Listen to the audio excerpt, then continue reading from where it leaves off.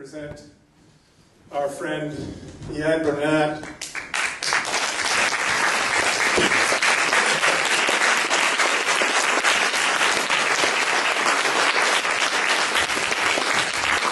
Who for the last almost 10 years has been living the story that you saw on the screen there.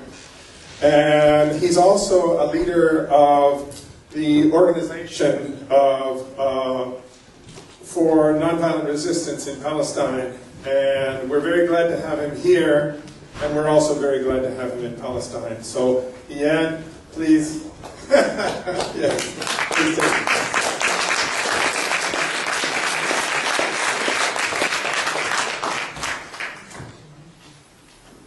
So first, I'm happy to see my friend Christian Anderson. And I hope he's okay. But we have to know all that the weapons that they shot our friend and kill our friend Basim, it's made in the United States. Most of the weapons that they use it in our non-violent demonstration, it's made in the United States. And you can search for that. You can find the companies. That's one in Pennsylvania. So it comes from your money. $3 billion, it's every year goes to Israel's army to use it to kill the Palestinians and our friends who participate with the Palestinians. The companies also, the American companies who's working in the settlements, who's demolishing the houses every day and kill people by these bulldozers, caterpillar bulldozers.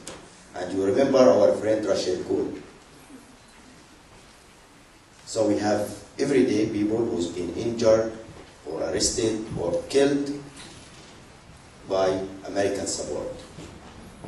So we as a Palestinian believe, if you ask everybody in the street in Palestine, as a children, everybody is believe that American part of the occupation. So this is the hard question for our children when they ask why America helped Israel. Why America helped the Israeli army to kill us? So we didn't have answer. If you have answer, please work for that. So, for the money, we go to kill more people. So sorry, I'm Iyad Burnat from Bil'in. It's a small town west of Ramallah, 16 kilometers in West Bank. We lead the non-violent demonstration since 8 years now. Every Friday we have our demonstrations, as you see in the movie. Every time we have a new idea, we use in our non-violent demonstrations. We have 1,000 people was injured in Bil'in. No, 1,300 people. And we have people who's shot by the tear gas canister. We called it the black rocket. The one they shot Anderson by this one. It's a black rocket.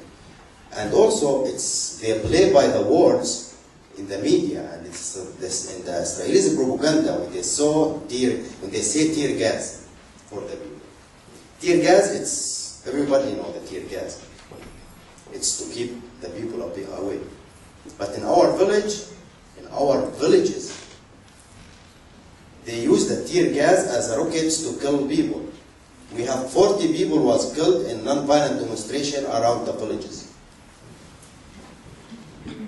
Children, women, and men. Everybody who participate in the demonstration, he going to be injured or killed. And the bullet didn't know if you are international or Israeli active or Palestinian. So we have a lot of our friends has been injured in the demonstrations. Also, Israeli activists has been injured. one you saw him being injured near the fence, he's Israeli active. His name is Limor. And they shoot him by 2 rubber bullets in his head. The bullets enter his head. He spent 3 months in the hospital. He's a problem at now. So they use a lot of violence against the Bil'in people. We try to stop them to use the non-violent way. Because they know, the Israeli army know exactly that the non-violent way is affecting the Israeli army. So they try many times to stop us. They try to push the Palestinians to use the violence in the demonstration by sending special forces, as you see in the beginning, when they arrested my brother. They were sending special forces undercover to join the demonstration, to throw stones to the soldiers in front of the media and everybody there, to say that it's violent demonstration. But every time we know them because we have our strategy. So every time, at night time, he was coming, arrested the children, 13 years old, 14 years old. They arrested 150 from our village. And most of them is the children. They arrested more than 500, but the others was put them in jail between 1 week, 2 weeks, 1 month. So we didn't account this. For example, I've been arrested 12 times at night time to keep the people away from the demonstration. But the children, they was arrested them, they put them in jail between 6 months to 18 months sometimes.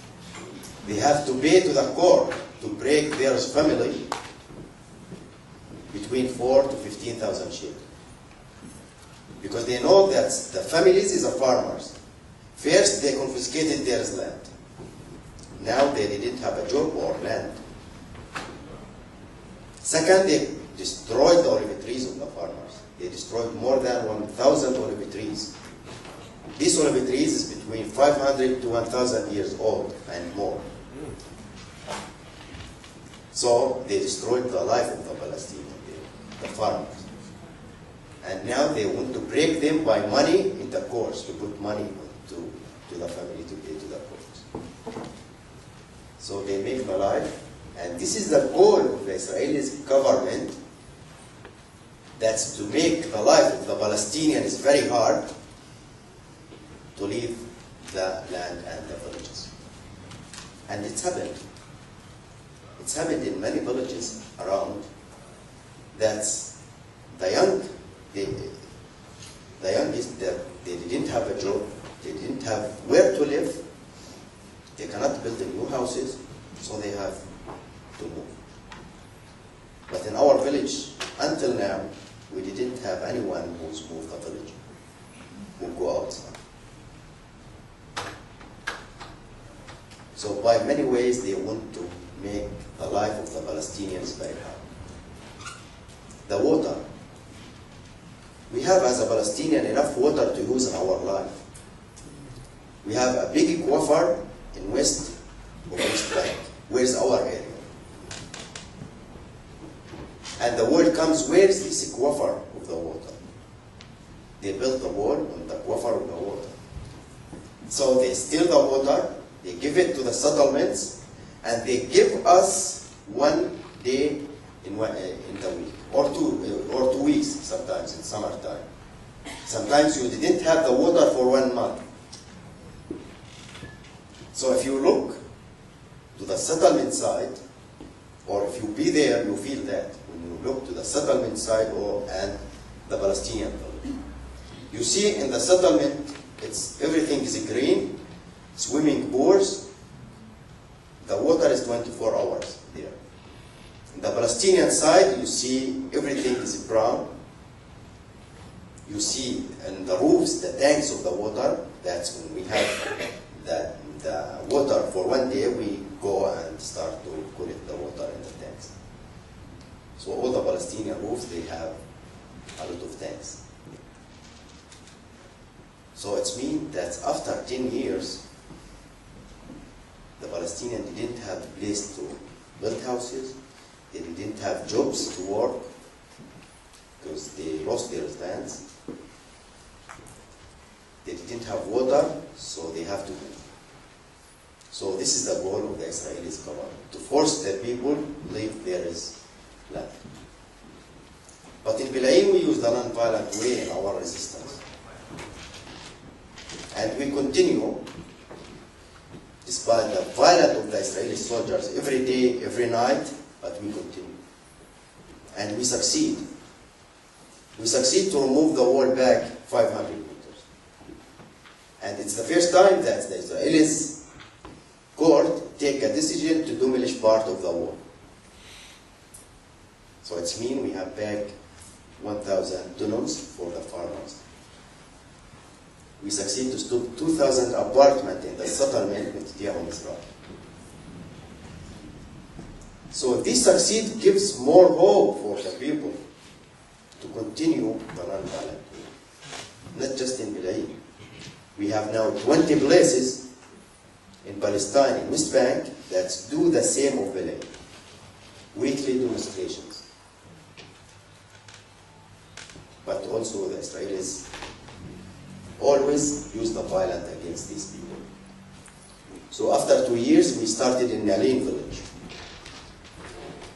They killed 5 in 1 year in Bil'in village. In Nabi Saleh, they killed 2 by the tear gas canister.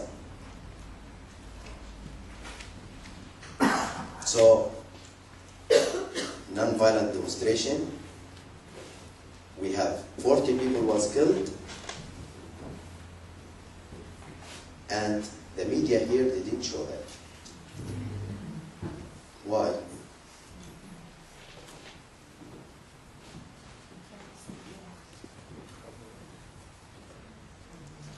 Why they didn't show the non-violent of the Palestinian, the people who killed by fighting by their body? So something is wrong, especially here in the United States.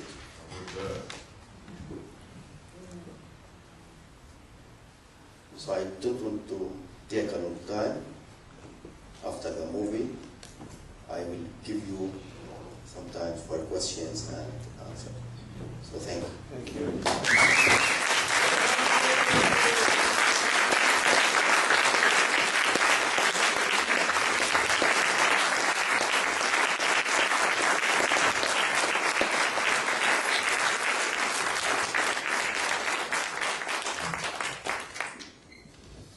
Okay, I'm going to be passing the mic around to those of you who have questions.